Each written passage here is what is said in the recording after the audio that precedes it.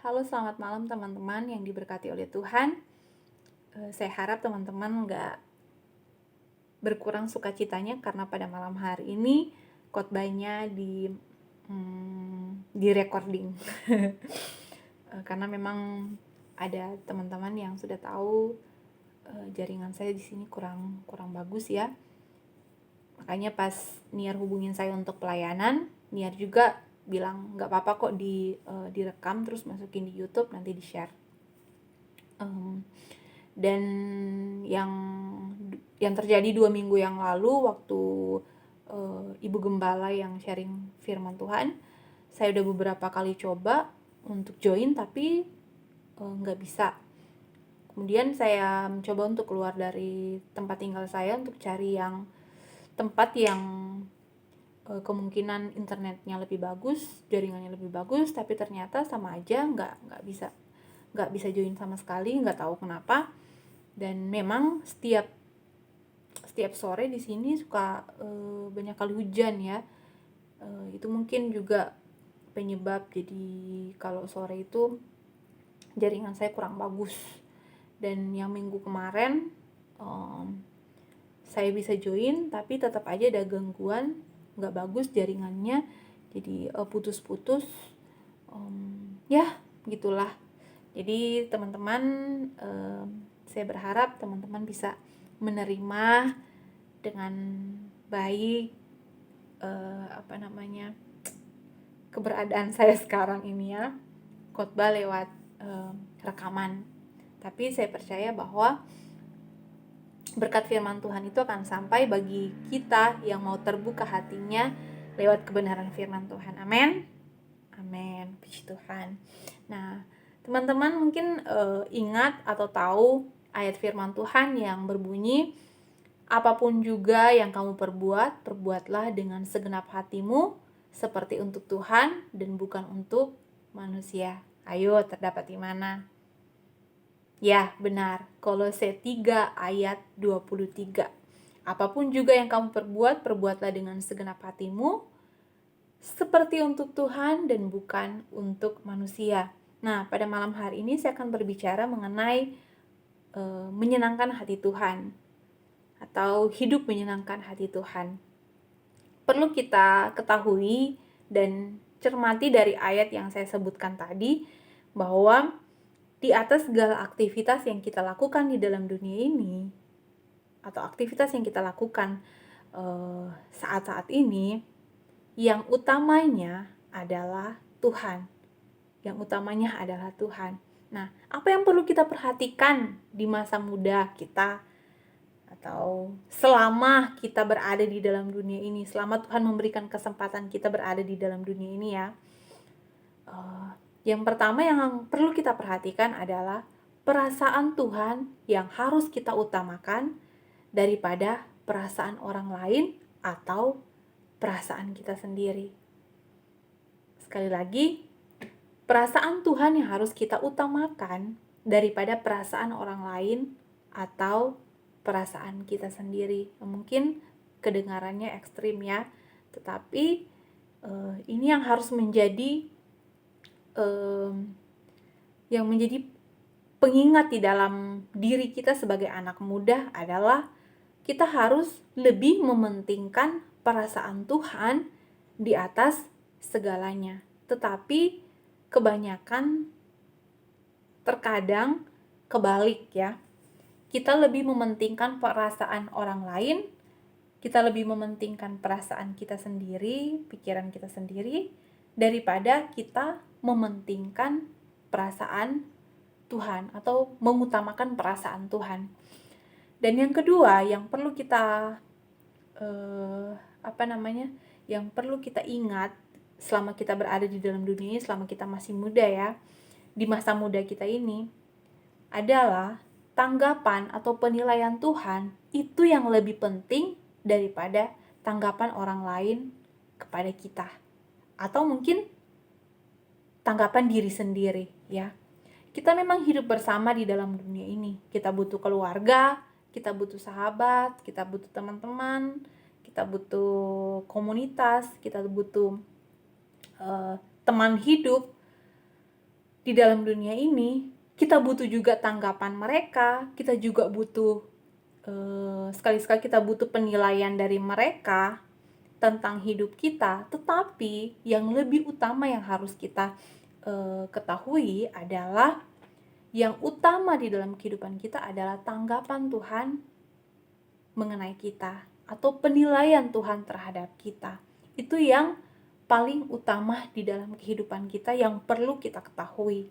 Nah, orang lain, teman kita bisa saja menilai kita baik. Kita adalah pribadi yang baik, tapi belum tentu kita sudah menjadi pribadi yang baik di hadapan Tuhan. Belum tentu kita sudah menjadi anak muda, anak Tuhan yang baik di mata Tuhan. Ada mungkin orang lain atau teman-teman atau lingkungan komunitas kita yang menganggap biasa kalau kita berbuat dosa, ya menganggap tidak mengapa kalau kita melakukan dosa ini dan dosa itu. Nah, tetapi bagaimana dengan tanggapan Tuhan? Bagaimana dengan penilaian Tuhan? Apakah Tuhan setuju dengan penilaian teman-teman kita? Tentunya tidak, karena Tuhan benci dengan dosa. Karena di dalam 2 Korintus 10 ayat yang ke-18 di sana mengatakan bahwa sebab bukan orang yang memuji diri yang tahan uji, melainkan orang yang dipuji Tuhan. Nah, kita mau ya menjadi anak-anak muda yang dipuji oleh Tuhan. Kalau Tuhan memuji kita, saya percaya, kita semua percaya bahwa Tuhan juga akan mempermuliakan kita di depan teman-teman kita, kemanapun kita pergi ya. Nah, kemudian bagaimana dengan pribadi kita? Apakah kita hidup menyenangkan hati Tuhan atau sebaliknya, hidup lebih menyenangkan diri sendiri atau menyenangkan hati orang lain? Ini merupakan sebuah pertanyaan yang bisa kita jawab pada diri kita sendiri. Apakah selama kita hidup atau sudahlah mungkin terlalu panjang kalau kita berbicara selama kita hidup. Di minggu ini saja, apakah kita sudah menyenangkan hati Tuhan, hidup menyenangkan hati Tuhan, atau sebaliknya, kita hanya menyenangkan diri kita sendiri dan ternyata menyakiti Tuhan, atau kita menyenangkan orang lain, tapi ternyata itu menyakiti hati Tuhan. Nah, yang seharusnya kita menyenangkan hati Tuhan, kita juga menyenangkan hati orang lain. Dan tentunya kita akan mendapatkan efek yang baik dari semua yang kita lakukan itu ya. Tetapi kalau ada salah satu yang tidak kita lakukan, atau yang lebih utamanya kita mementingkan Tuhan tapi kita tidak mementingkan Tuhan atau tidak menyenangkan hati Tuhan, itu yang fatal yang terjadi di dalam kehidupan kita. Tuhan memang penuh dengan kasih karunia, tetapi kalau kita diberikan kesempatan di dalam dunia ini untuk bisa menyenangkan hati Tuhan, melakukan yang terbaik untuk Tuhan, mari kita sama-sama lakukan yang terbaik untuk Tuhan, oke? Nah, kita akan lihat contoh dalam Alkitab dalam 2 Raja-Raja 16 ayat 1 sampai 20. Teman-teman boleh buka Alkitab masing-masing di dalam 2 Raja-Raja 16 ayat 1 sampai ayat yang ke-20. Di sana diceritakan tentang Ahaz. Dia adalah raja Yehuda. Nah, Ahaz menjadi raja pada umur 20 tahun. Masih sangat muda ya. Mungkin seumuran dengan teman-teman yang ada di Youth City ya. Seumuran dengan teman-teman seumuran kita ya, mungkin ya. Ahaz menjadi raja pada umur 20 tahun. Nah, kita akan lihat apa yang dilakukan oleh Ahaz pada saat itu. Apakah dia apakah dia hidup menyenangkan Tuhan selama masa pemerintahan dia, atau selama dia masih muda, karena memang masih 20 tahun ya, 20-an tahun, apakah dia benar-benar hidup menyenangkan hati Tuhan atau tidak? Yang pertama, kalau kita melihat di ayat yang pertama sampai ayat yang ke-9, ada 3 hal yang akan kita bahas pada saat malam hari ini. Yang pertama adalah tindakan dan sikap dari Ahaz pada saat dia menjabat sebagai raja pada waktu itu ya. Dia tidak menyenangkan hati Tuhan. Yang pertama adalah hidup menurut kelakuan raja-raja Israel atau berbuat keji. Itu di ayat 2 dan ayat 3. Itu yang pertama. Dan yang kedua, ia mempersembahkan dan membakar korban bakaran di bukit-bukit. Itu ada di ayat yang keempat. Dan yang ketiga adalah mengambil perak dan emas yang terdapat dalam rumah Tuhan dan memberikan kepada Asyur. Kita akan lihat ya, bahas secara singkat saja karena teman-teman ketahui juga kalau kalau ngerekam terus terlalu panjang juga susah untuk diupload ya. Nah, maklum bukan YouTuber. Nah, yang pertama ya akan kita lihat ada beberapa sikap dan tindakan dari Ahaz yang dicatat dalam pasal ini yang tidak menyenangkan hati Allah. Yang pertama yang saya sudah sebutkan tadi, hidup menurut kelakuan raja-raja Israel atau berlaku keji. Kita baca ya di ayat 2 dan ayat yang ketiga. Ahaz berumur 20 tahun pada waktu ia menjadi raja dan 16 tahun lamanya ia memerintah di Yerusalem. Ia tidak melakukan apa yang benar di mata Tuhan Allahnya seperti Daud, bapa leluhurnya. Tetapi ia hidup menurut kelakuan raja-raja Israel. Bahkan dia mempersembahkan anaknya sebagai korban dalam api sesuai dengan perbuatan keji bangsa-bangsa yang telah dihalau Tuhan dari depan orang Israel. Nah, dari awal saja di ayat yang kedua, di sana sudah dicatat bahwa dia orang yang muda, tetapi dia tidak melakukan hal yang benar di hadapan Tuhan. Bahkan ia mempersembahkan anaknya sebagai apa? Sebagai korban dalam api. Jadi jelasnya adalah Ahaz tidak mempunyai, boleh dikata tidak mempunyai hati nurani yang benar ya sebagai manusia ya. Anaknya saja dia korbankan ya. Mengikuti keinginan dunia dengan segala kejahatan yang ada di dalamnya. Kalau singkat ya kita baca di ayat 2 dan ayat yang ketiga, ayat 2 dan ayat yang ketiga. Ahaz memang masih muda pada saat dia memerintah. Masa mudanya itu tidak dipakai untuk menyenangkan hati Allah, tetapi dia menyakiti hati Allah. Mungkin penilaian dari orang-orang di zaman itu, penilaian dari teman-teman dia, atau mungkin penilaian dari orang-orang yang di sekitar dia, bahwa itu tidak mengapa. Karena apa? Dia mempunyai kekuasaan pada saat itu. Karena dia adalah seorang raja. Jadi mungkin ya sah-sah aja kalau dia pengen melakukan ini dan melakukan itu. Mungkin di depan teman-temannya, di depan orang-orang terdekatnya itu wajar-wajar aja karena dia memiliki kekuasaan. Tetapi tidak demikian dengan Allah. Tentu Allah kecewa dengan sikap Ahaz pada saat itu. Dan kalau mau dipikir, Tuhan sudah mempercayakan dia sebuah tahta untuk memerintah pada saat itu.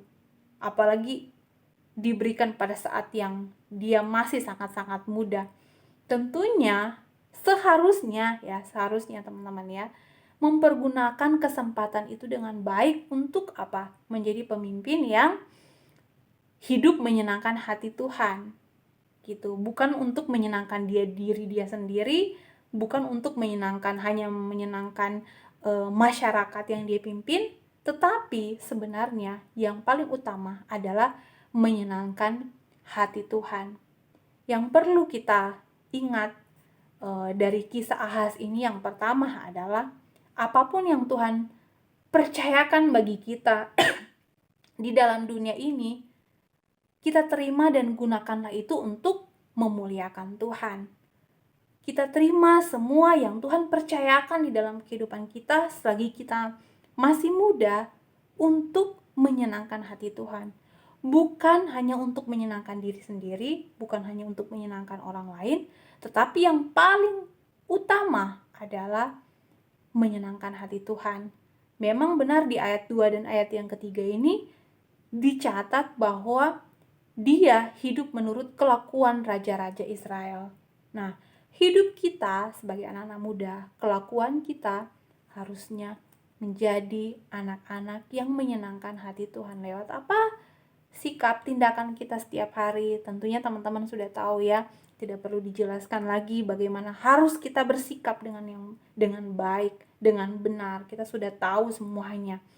Tetapi apakah benar-benar sikap dan tindakan kita itu memuliakan hati Tuhan, menyenangkan hati Tuhan, atau sebaliknya?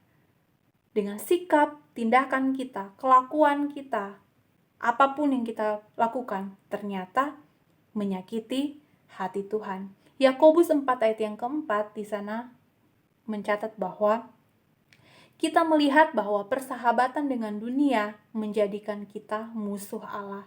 Kalau kita bersahabat dengan dunia ini, dengan segala yang ada di dalamnya, kita menganggap bahwa semuanya bisa kita lakukan dengan segala yang kita punya, kekuasaan yang kita punya, kekayaan yang kita punya, itu sama saja dengan kita bersahabat dengan dunia. Dan kalau kita bersahabat dengan dunia, Yakobus 4 ayat yang keempat di sana dikatakan bahwa kita menjadikan kita musuhnya Allah. Itu yang pertama ya. Ahaz tidak boleh dicontoh. Ahaz hidup menurut kelakuan raja-raja Israel. Nah, harusnya kita sekarang ini kita harus hidup menurut kehendak Allah, keinginan Allah, dan memuliakan Allah. Dan yang kedua, ia mempersembahkan dan membakar korban bakaran di bukit-bukit. Ayat yang keempat, saya akan bacakan. Ia mempersembahkan dan membakar korban di bukit-bukit pengorbanan dan di atas tempat-tempat yang tinggi dan di bawah setiap pohon yang rimbun. Ia mempersembahkan dan membakar korban pada tempat yang seharusnya menjadi tempat persembahan untuk Tuhan.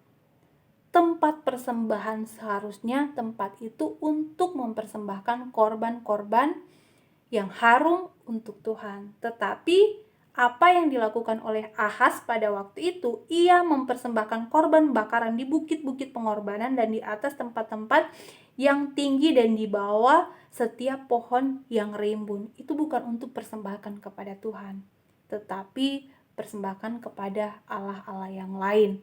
Ulangan 32 ayat yang ke-21, teman-teman boleh buka. Di sana dicatat bahwa mereka membangkitkan cemburuku dengan yang bukan Allah. Mereka menimbulkan sakit hatiku dengan berhala mereka.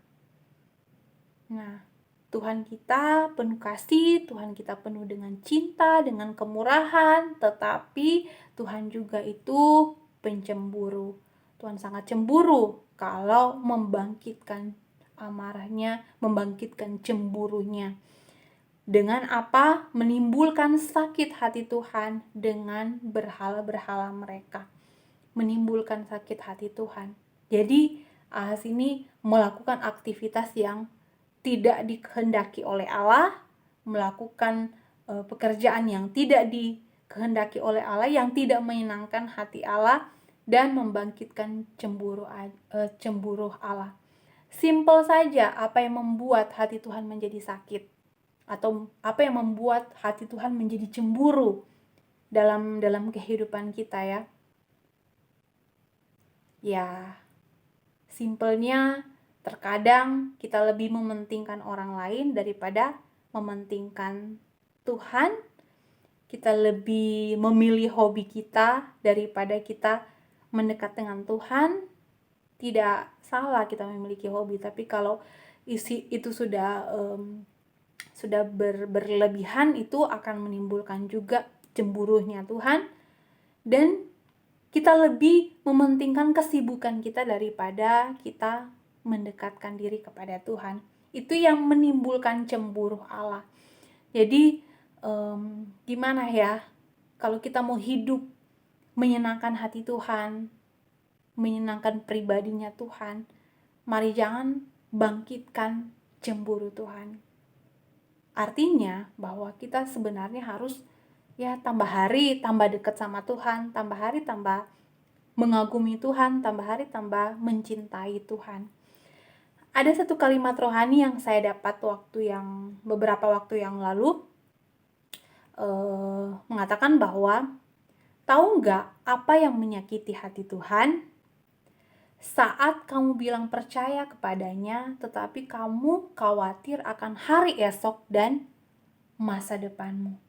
Ternyata kalau kita juga, posisi kita sekarang adalah anak-anak Tuhan yang rajin beribadah, yang selalu ikut seluruh kegiatan kegiatan gereja, bahkan kita punya jam-jam doa saat teduh sendiri di rumah kita masing-masing, tempat tinggal kita masing-masing. Oh iya, itu benar-benar menyenangkan hati Tuhan. Tetapi apa yang menyakiti hati Tuhan? Yang menyakiti hati Tuhan adalah saat kita bilang kita percaya kepada Tuhan, tetapi kita masih khawatir akan hari esok dan masa depan kita. Yang seharusnya kita lakukan adalah, kalau kita sudah percaya kepada Tuhan, kalau kita sudah mengatakan bahwa kita percaya sama Tuhan, harusnya kita nggak usah khawatir, harusnya kita sudah percayakan semua kepada Tuhan, bahkan masa depan kita sudah percayakan semuanya kepada Tuhan. Yang Tuhan sedih di sini adalah kita bilang kita percaya, tapi ternyata kita masih khawatir. Ternyata sesimpel itu ya. Tuhan memang penuh dengan kasih, Tuhan penuh dengan cinta, Tuhan penuh dengan karunia, kasih karunia. Tapi mari kita sama-sama menjadi pribadi yang benar-benar percaya kepada Tuhan. Karena kalau kita benar-benar percaya kepada Tuhan, menaruh semua harapan kita kepada Tuhan, itu menyenangkan hati Tuhan. Sangat-sangat menyenangkan hati Tuhan. Kadang teman-teman, kita lebih percaya dengan realita kehidupan kita yang sekarang daripada janji-janji Tuhan, ya. Ya itu memang banyak kali terjadi di dalam, saya nggak mau bilang pada teman-teman ya mungkin dalam kehidupan saya iman kadang di atas kadang di bawah, terkadang seperti itu. Tapi kalau kita memang rasa iman kita lagi lemah, mari kita cepat-cepat dekat sama Tuhan, kembali sama Tuhan, karena itu yang akan membuat hati Tuhan disenangkan. Kalau kita tahu kita lemah, kita datang kepada Tuhan akan akan disenangkan kalau kita datang kepada Tuhan, mencari Tuhan. Dan kalaupun kita berkata percaya tapi masih saja hidup di dalam kekhawatiran, ternyata itu menyakiti hati Tuhan. Jadi mari teman-teman, kita jangan seperti Raja Ahaz, mendukakan hati Tuhan, membuat Tuhan cemburu. Tetapi mari kita, kalau kita berkata kita percaya, kita harus tetap percaya kepada Tuhan lewat tindakan-tindakan kita sehari-hari. Dan yang terakhir, apa yang kita bisa lihat dari kehidupan dari Raja Ahaz ini yang tidak menyenangkan hati Tuhan, yang terakhir adalah di ayat yang ke-5 sampai ayat yang ke-6. Terlalu panjang ya. Jadi di ayat yang ke-5 sampai ayat yang ke-9, di ayat yang ke-5 sampai ayat yang ke-9 di sana berbicara mengenai pada waktu itu pada waktu itu para raja-raja mengepung Raja Ahaz. Ahaz dicatat di ayat yang ke-5 bagian terakhir, dan mereka mengepung Ahaz tetapi mereka tidak dapat mengalahkan dia. Memang banyak orang-orang, bahkan di sini ditulis di ayat yang ke-5, Raja Aram dan Raja Israel yang mengepung Raja Ahaz pada saat itu. Dan apa yang dicatat? Mereka tidak dapat mengalahkan Raja Ahaz ini. Raja Ahaz tidak terkalahkan pada saat itu. Tetapi apa yang terjadi dalam pribadi Ahaz pada saat itu, memang benar ya, meskipun sudah mempunyai kekuatan sebenarnya dipandang pandang berkuasa oleh orang lain, tapi kalau dia nggak dekat sama Tuhan, pada saat dikepung saat dia mengalami masalah, meskipun dia memiliki banyak kekayaan, memiliki kekuasaan, dia merasa takut. Jadi di ayat yang ke-6 dan seterusnya, di sana bisa digambarkan bahwa dia mengalami ketakutan.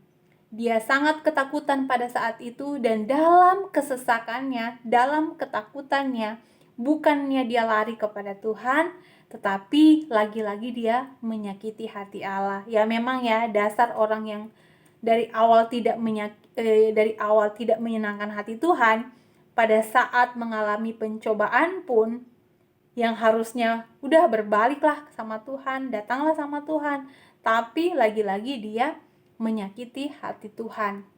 Di ayat yang ke-8 dan ayat yang ke-9 teman-teman boleh baca. Di sana dicatat bahwa dalam ketakutannya, kesesakannya, dia bukan berlari sama Tuhan, tapi dia menyakiti Tuhan. Dan apa yang terjadi? Dia mengambil perak dan emas dalam rumah Tuhan dan dipersembahkan kepada Asyur. Dia mengambil barang-barang yang ada di dalam rumah Tuhan dan kasih ke Asyur pada saat itu. Dia kasih semuanya. Padahal itu adalah barang-barang yang ada di dalam rumah Tuhan. Yang perlu kita ingat dan perlu kita pelajari dari kisah dari Raja Ahaz ini ya. Dalam kesesakan atau dalam ketakutan, mari kita lari kepada Allah. Dan jangan justru menyakiti hati Allah. Jangan justru kita membuat Tuhan sakit hati melihat keberadaan kita. Karena memang terkadang Tuhan mengizinkan ujian datang di dalam kehidupan kita supaya kita berbalik kepada Tuhan.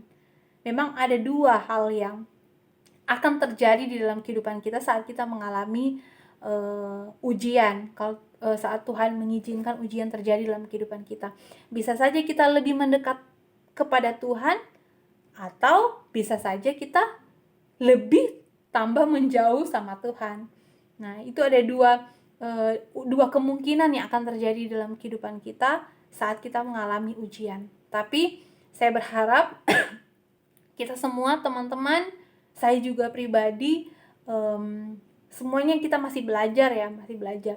Saat kita dalam tekanan hidup, dalam kesusahan, dalam terhimpit dalam masalah apapun, marilah kita lebih mendekatkan diri kepada Tuhan, bukannya menjauh dari Tuhan. Karena apa? Kalau kita mendekatkan diri kepada Tuhan, itu namanya kita sudah menyenangkan hati Tuhan dengan keberadaan kita yang aku nggak bisa kalau tanpa Tuhan. Aku nggak bisa kalau tanpa Tuhan dalam kehidupan saya. Nah, tapi kalau kita lari dari Tuhan, itu namanya bahwa kita tidak menyenangkan hati Tuhan. Dan pada akhirnya teman-teman ketahui di ayat yang ke-20 di Raja-Raja 2 ayat 16 ini, ayat 19 dan ayat yang ke-20 dicatat di sana, akhirnya Raja Ahaz ini meninggal dunia. Dan teman-teman tahu dia meninggal di usia yang masih sangat muda, 36 tahun. 16 tahun dia memerintah sebagai raja. Kalau menurut saya, orang-orang yang di zaman dahulu yang hidup sampai berapa ratus tahun gitu ya, umur yang sangat-sangat panjang, tetapi umur dari Asyur ini dari Ahaz ini hanya 36 tahun, sangat-sangat singkat. Nah, kita boleh kita boleh menilai, kita boleh melihat ya. Dan di dalam kehidupan kita pribadi, kita nggak tahu kapan nih kita akan kembali kepada Tuhan. Tapi biarlah saat ini, mau kapanpun itu, mari kita menjadi pribadi yang menyenangkan hati Tuhan. Amin. Kita lebih mementingkan perasaan Tuhan, hati Tuhan, daripada perasaan kita sendiri. Nah, kalau Ahaz ini, dia untuk supaya dia merasakan mungkin ketenangan pada saat itu, supaya dia merasa tenang karena waktu itu saat dia dikepung, dia suruh orang-orang untuk mengambil semua peralatan-peralatan yang ada di rumah Tuhan untuk kasih ke Asyur pada saat itu, supaya dia merasa tenang gitu. Dia hanya memikirkan perasaannya sendiri, dia tidak memikirkan perasaan Allah, dia tidak menyenangkan hati Allah, dan pada akhirnya dia meninggal mudah ya. Nah teman-teman, kadang kita mungkin kita tidak sadari kalau kita sudah menyakiti hati Tuhan. Kita nggak sadari bahwa kita sudah hidup tidak sesuai dengan apa yang Tuhan mau. Kita tidak sadari bahwa kita ternyata sudah benar-benar menyakiti Tuhan. Kita bertanya mungkin ya, gimana kita bisa tahu bahwa kita itu menyakiti hati Tuhan? Bagaimana kita bisa tahu kalau saat ini ternyata kita lagi menyakiti Tuhan, sementara menyakiti Tuhan? Yang pertama adalah, kalau kita memprioritaskan hal yang lain lebih dari Tuhan, itu tandanya kita sudah menyakiti Tuhan. Sekali lagi, kalau kita memprioritaskan hal-hal yang lain lebih dari Tuhan, itu tandanya kita sudah menyakiti Tuhan. Ayo, kita kembali dan kita mau memprioritaskan Tuhan. Itu yang Tuhan mau. Dan yang kedua, bagaimana kita bisa tahu kalau kita sudah menyakiti Tuhan atau mungkin sementara menyakiti Tuhan? Kalau kita percaya kepada Tuhan, tapi masih terus hidup di dalam kekhawatiran, itu sama saja kita masih menyakiti Tuhan. Kita masih memikirkan hal-hal yang ada di dalam dunia ini, memikirkan perasaan kita sendiri, atau mungkin memikirkan perasaan orang lain, memikirkan realita kehidupan, daripada percaya akan janji-janji Allah. Jadi kalau kita bilang percaya sama Tuhan tapi kita masih khawatir, itu tandanya bahwa kita sementara menyakiti hati Tuhan. Padahal Tuhan itu nggak terbatas. Tuhan itu tidak terbatas. Tuhan mampu memberikan semuanya. Bagaimana supaya kita selalu percaya kepada Tuhan?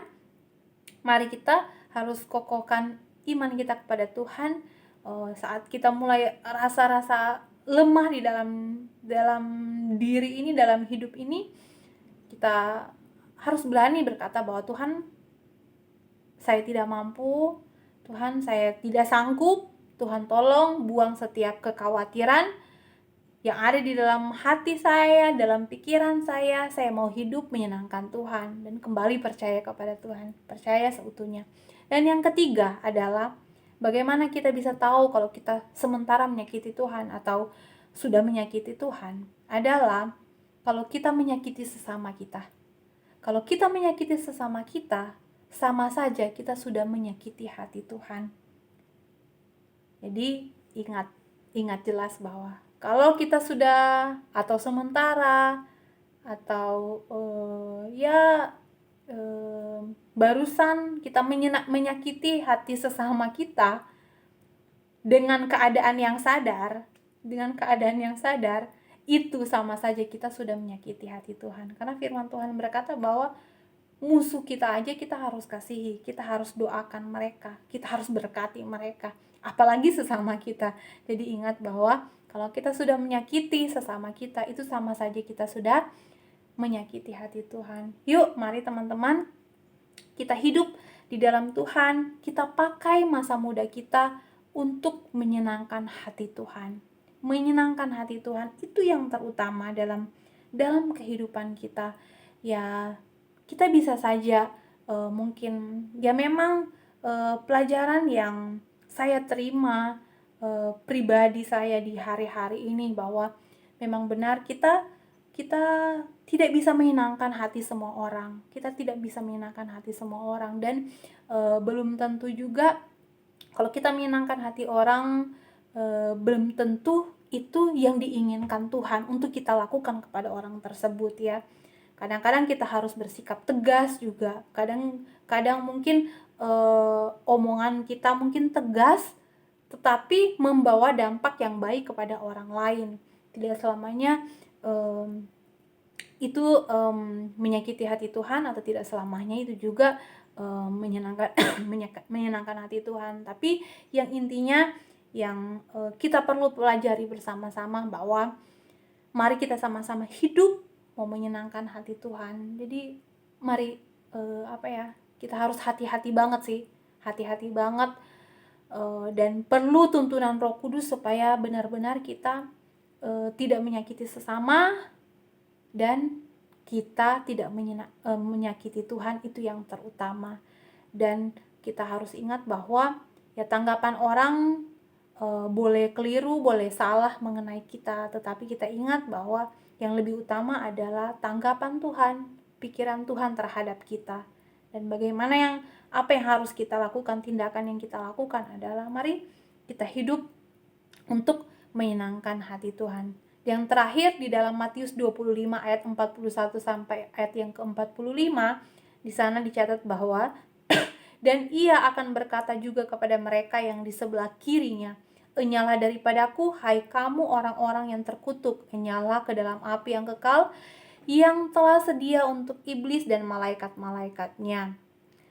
Sebab ketika aku lapar, kamu tidak memberi aku makan, ketika aku haus, kamu tidak memberi aku minum, ketika aku orang asing, kamu tidak memberi aku tumpangan, ketika aku telanjang, kamu tidak memberi aku pakaian, ketika aku sakit dan dalam penjara, kamu tidak melawat aku." Lalu mereka pun akan menjawab dia, katanya, "Tuhan, bila manakah kami melihat engkau lapar atau haus, atau sebagai orang asing, atau telanjang atau sakit, atau dalam penjara, dan kami tidak melayani engkau?" Yang terakhir di ayat yang ke-45, maka ia menjawab mereka, "Aku berkata kepadamu, sesungguhnya segala sesuatu yang tidak kamu lakukan untuk salah seorang dari yang paling hina ini, kamu tidak melakukannya juga untuk aku." Simpel banget untuk menyenangkan hati Tuhan. Dengan kita menjadi berkat bagi sesama kita, itu pun sudah menyenangkan hati Tuhan. Puji Tuhan. Tuhan berkati kita semua, dan saat ini saya serahkan kepada Niar. Tuhan berkati kita semua.